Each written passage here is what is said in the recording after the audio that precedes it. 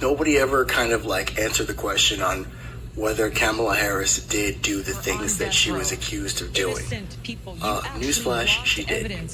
So let's just put that to freed them until you were forced to do so. There is no excuse. Hey guys, this is Tommy with Tommy Nation Politics. How's everyone doing today? If you think about it, Lester, Biden-Harris was the ticket a lot of people were speculating on back when this campaign began. Yeah, so you're not even fucking original. Jim Crow smiling at me. Nothing but Jim Crow do I see. That's some Crow. Moving and watching it on TV. You know, my father would watch TV every night, and I'd sit next to him. And the third part was, the part that nobody really liked, was providing more money to states to build prisons. Because as a great senator from the state of Maryland, Mathias, pointed out when I authored the bill that became the Sentencing Commission, he said it's going to cause more people to go to jail, and he was right. It is. And we can argue whether Sentencing Commission, but it had an effect. It had an effect at least while you're in jail. The only thing we know is you're in jail behind bars, you're not committing crime in the street. We put $6 billion in this bill for states to be able to either build prisons or have access to federal prisons. That's the way we should do it. That I'm afraid the states won't participate, that the states won't build more prisons, that the states won't house violent offenders. I want the public to understand, we let last year in the states 30,000 convicted violent offenders never saw a day of jail. Reason? No jail cells. All your congressmen who voted against this have denied the ability of your state and your city to get more money to build jails, not to let those folks go free. I want people to get that message. I would not be standing here were it not for the education I received. And I know many of us will say the same thing.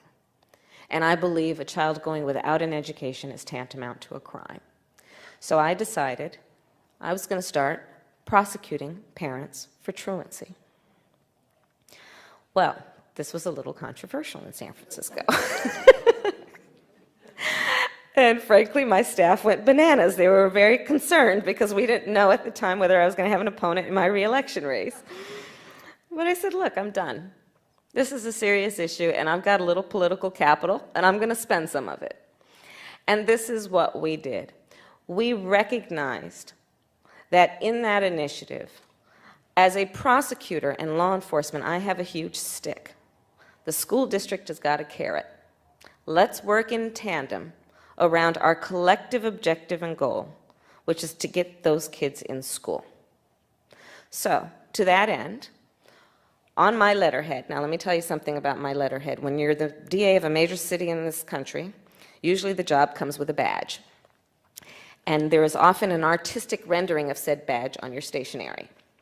So I sent a letter out on my letterhead to every parent in the school district, outlining the connection that was statistically proven between elementary school truancy, high school dropouts, who will become a victim of crime, and who will become a perpetrator of crime. We sent it out to everyone. A friend of mine actually called me and he said, Kamala, my wife got the letter. She freaked out. She brought all the kids into the living room, held up the letter, said, if you don't go to school, Kamala's going to put you and me in jail. Yes, we achieved intended effect. Today, states have fallen behind. They have too few cops, too few prison cells, and we spend money for prisons. Are they opposed to spending over $10 billion for new prisons? It's only common sense, Mr. President. So I have proposed, and the Senate has adopted, and the House has adopted, and it's a conference report before us in that bill, establishing 10 regional prisons to give some relief to state prison systems, 2/3 of which, or almost 3/4 of which, are under a federal court order as we speak to let people out of prison before they've served their term because they cannot have and find enough room. Senator Harris, You have also been quite critical of Vice President Biden's policies on race, specifically on the issue of busing in the 1970s, having benefited from busing when you were a young child. Vice President Biden says that your current position on busing, you're opposed to federally mandated busing, that position is the same as his position. Is he right? That is simply false. And let's be very clear about this. When Vice President Biden was in the United States Senate working with segregationists to oppose busing, which was the vehicle by which we would integrate America's public schools, had I been in the United States Senate at that time, I would have been completely on the other side of the aisle. And let's be clear about this. Had those segregationists their way, I would not be a member of the United States Senate, Cory Booker would not be a member of the United States Senate, and Barack Obama would not have been in a position to nominate him to the title he now holds. When Senator Harris was the Attorney General for 8 years in the state of California, there were two of the most segregated school districts in the country, in Los Angeles and in San Francisco. And she did not, I didn't see a single solitary time she brought a case against them to desegregate them. Secondly, she also was in a situation where she had a police department when she was there that in fact was abusing people's rights. And the fact was that she, in fact, was told by her own people, that her own staff, that she should do something about and disclose to defense attorneys like me that you, in fact, have been, the police officer did something that did not give you information that would exculpate your client. She didn't do that. She never did it. And so what happened? Along came a federal judge and said, enough, enough, and he freed 1,000 of these people. If you doubt me, Google 1,000 prisoners freed, Kamala Harris. Thank you, Vice President Biden. And Senator Harris, your response? This is simply not true. And as Attorney General of California, where I ran the second largest Department of Justice in the United States, second only to the United States Department of Justice, I am proud of the work we did, work that has received national recognition for what has been the important work of reforming a criminal justice system and cleaning up the consequences of the bills that you passed when you were in the United States Senate for decades.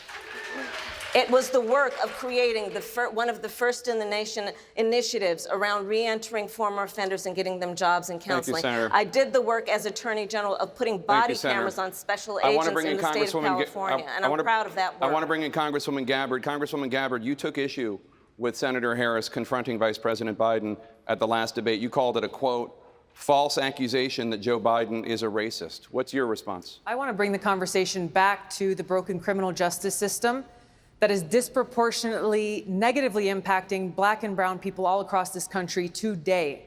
Now, Senator Harris says she's proud of her record as a prosecutor and that she'll be a prosecutor president, but I'm deeply concerned about this record. There are too many examples to cite, but she put over 1,500 people in jail for marijuana violations and then laughed about it when she was asked if she ever smoked marijuana. She blocked evidence. She blocked evidence that would have freed an innocent man from death row until the courts forced her to do so. She kept people in prison beyond their sentences to use them as cheap labor for the state of California. And she fought to keep cash bail system in place that impacts poor people in the worst kind of way. Politics. How's everybody doing? I hope everybody liked the debates last night. I didn't watch because I'm kind of boycotting because Tulsi Gabbard wasn't on the debate stage. So, yeah, the Democrats are kind of suppressing the vote with that because, I mean, here you would want, like, right after the September 11th, the advent of September 11th, right? An Iraq war veteran. She signed up to join the military because of September 11th, and they don't want to have her on. Why? Because she kind of screwed up Kamala Harris last time. By the way, nobody ever kind of like answered the question on whether Kamala Harris did do the things that she was accused of doing. Newsflash, she did. So let's just put that to rest. Everybody kind of pretty much just forgot about that. How, you know, we were supposed to figure out whether or not she actually did the things that she was accused of doing. She never answered the question. She did. Okay, so now we could all just, you know, move on. But anyway, so Tulsi Gabbard was in the debates last night, and but it was cool. I saw Bernie Sanders handing Joe Biden his ass. which isn't very hard because Joe Biden was kind of out to lunch. He was like, "This is America? Bernie, Mr. President, wait, what? Where are we?"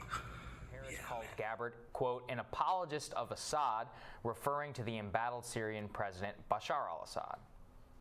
She who has embraced and been an apologist for him in a way that she refuses to call him a war criminal.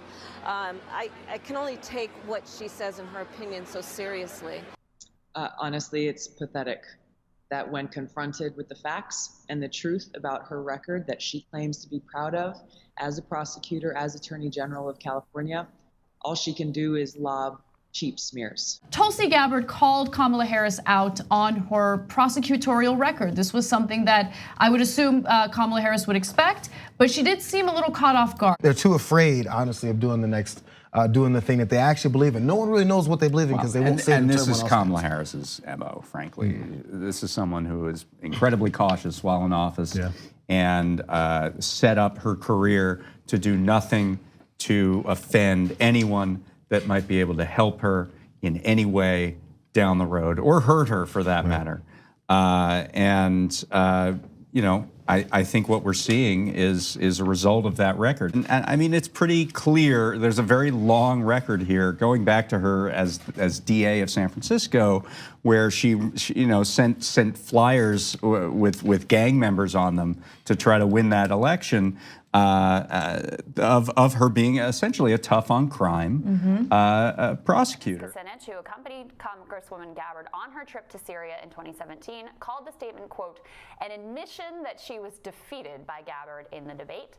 Joining us now via Skype to discuss all of this is New York journalist Michael Tracy. Welcome back, sir. That there was a conspicuous disparity in the way that Kamala Harris was portrayed in much of the prestige media versus how Tulsi Gabbard was portrayed.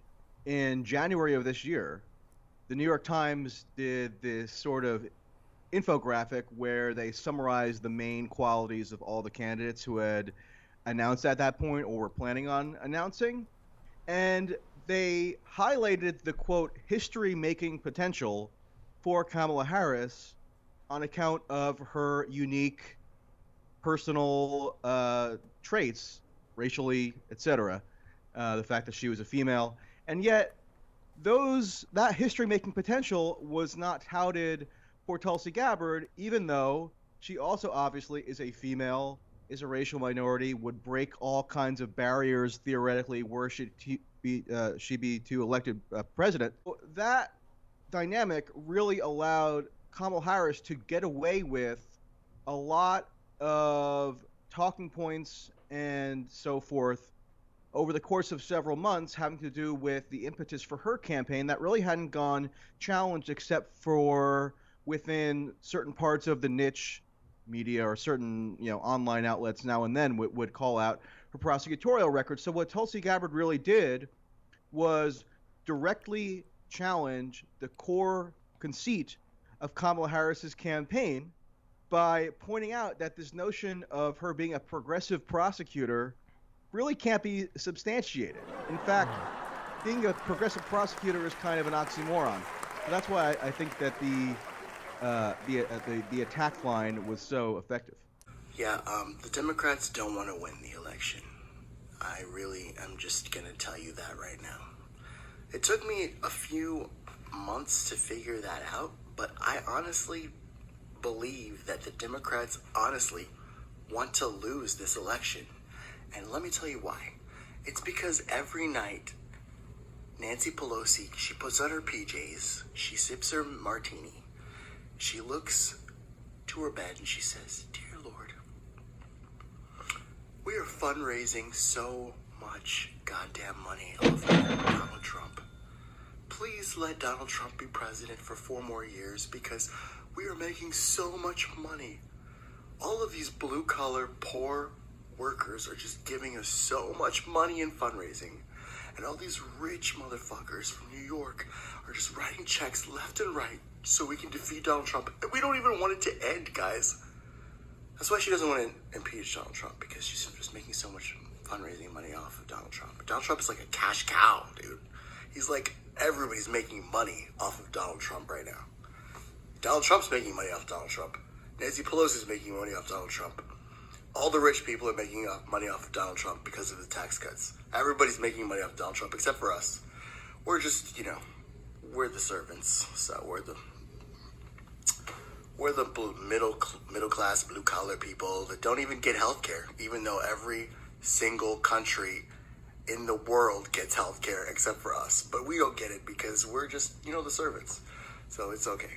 And they actually just got Joe Biden to run because they didn't want Bernie to be the nominee. But do they care if he loses? No, they don't. Because then they can make even more money off of him. So it's great. It's like a very cool plan. A good job, establishment. Y'all are really cool.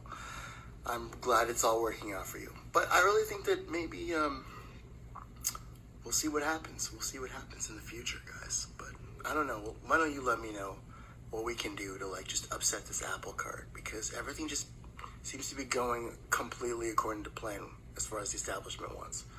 And nobody cares. Everybody's just like, la la la la la la la, Joe Biden, whatever. I think I will watch The View. I don't know, man. Maybe we should all just give in and just stop. No, I'm just kidding. We should kill these people. But hypothetically. We provide an additional $5 billion to build 80,000 more prison cells for violent criminals. You know what happens every day, every Friday in Philadelphia and a number of other cities in America? The judges of the Court of General Jurisdiction sit there. They're given a list of names of violent criminals. And like Barabbas, they are told pick which ones they want released because there's no prison space. I want those people to go to the local congressman and say, by the way, you're the reason why we have to let these people out of jail. Well, after the big Kamala announcement came out, Obama guru David Axelrod was quickly up with an op-ed over at CNN explaining the thinking that went into this choice. As he put it, Kamala was selected because of the big E word, electability. I think he wants to send the message, hey, this is, he doesn't hold grudges, number one, but he does want somebody who's tough enough to campaign. I think she is a really good campaigner. Yes, people will look back on a presidential campaign and say, here's Axelrod. In the end, Biden seriously considered others, but returned to Harris as the do-no-harm candidate, unlikely to thrill or outrage many. She may not seem the most comfortable fit as a governing partner, a quality Biden said he was seeking, but Harris was viewed as the safest pick to win in November. This makes zero sense and is utter garbage. Axelrod wants to make it out like Harris is a sort of Tim Kaine Part 2 choice, only this time black and female, a safe candidate who's proven to handle themselves ably. But first of all, Tim Kaine lost, and second, Kamala is arguably worse because Tim Kaine was just kind of a nothing. He didn't add or subtract from the ticket, he just was. Contrary to Axelrod's assertion, Kamala does in fact thrill some and does in fact outrage many. The problem is that the people she thrills were already 1,000% committed to voting for Joe Biden, even if he nominated a dead cat named Ruby. People like this.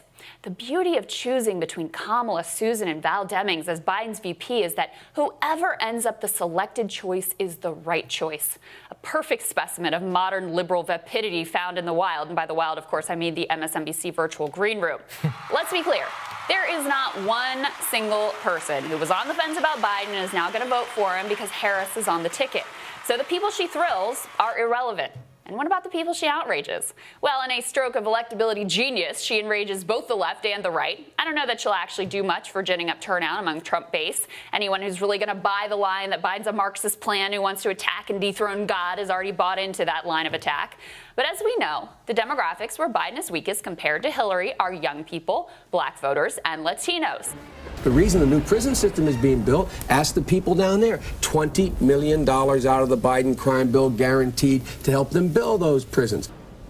Everybody, I suspect, in this chamber, in this gallery, wants to get tough on convicted beyond a reasonable doubt criminals.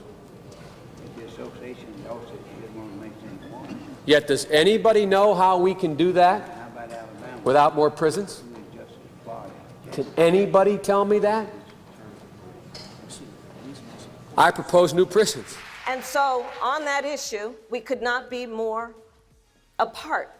Opponent Ron Gold has said that he is for the legalization of marijuana recreationally. Your thoughts on that? That he's entitled to his opinion. A lot of people have been placed in prison for marijuana possession, and most of them are people of color. Hey guys, this is Tommy with Tommy Nation Politics.